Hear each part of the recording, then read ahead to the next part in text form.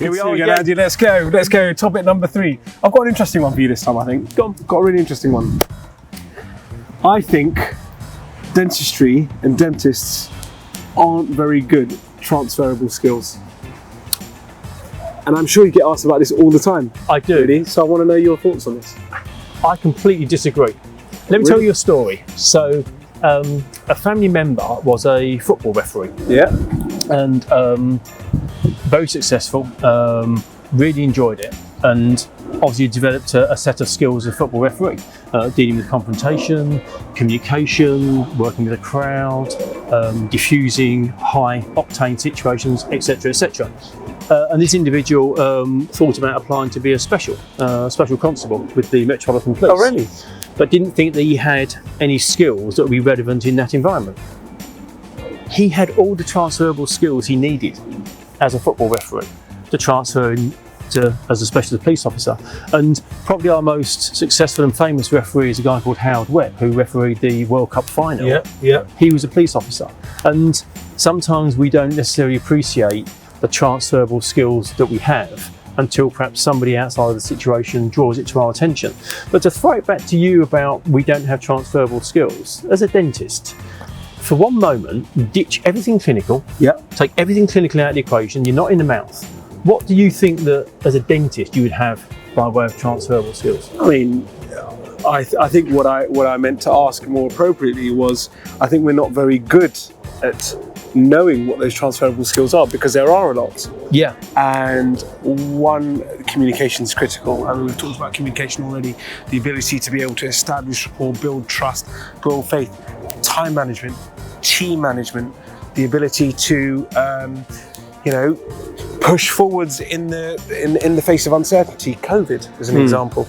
I think there are all of these opportunities where we get the chance to sidestep from our day-to-day, which are all processes that are going on absolutely simultaneously whilst we're in the thick of clinical dentistry.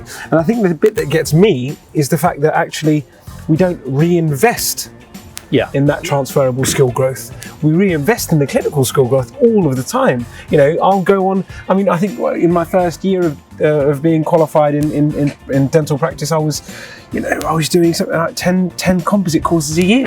And it was like, well, I've already clearly understood those skill sets and wanted to grow those parts. So interestingly, you spend minimum 5 years at dental school, you do 10 composite courses in a year, yet you do very little CPD on developing non-clinical skills.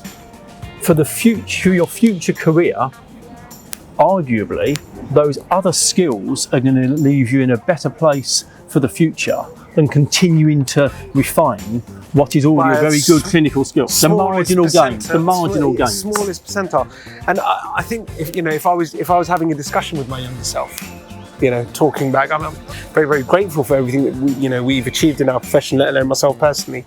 But really, really importantly, I think if you were to start focusing on things like the ability to grow your understanding of the business within dentistry, to grow your understanding with financial management as a clinician, to grow your understanding on how to be an effective communicator, team leader. And I think the problem that we have is we've got these fantastic individuals that are clearly very, very gifted at what they do.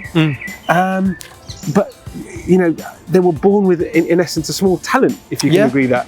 And perhaps it's not about the talent itself, it's about how is that specific, how is it measurable, how can you make it grow, how can you really change businesses to become better. And rather than being this ad hoc approach, and going back to my initial question, I think we are really bad at being able to work out what those transferable skills are, to then want to reinvest in them. And also I think for associates who are thinking at some point about acquiring a dental practice, if they could start to really be aware of the skills they're developing that are transferable, that's going to put them in a great place should they then decide to go and buy a dental practice. And this is the logical business step for most clinicians. So very nice, interesting difference of good one. Difference of opinions, but Always good. Good.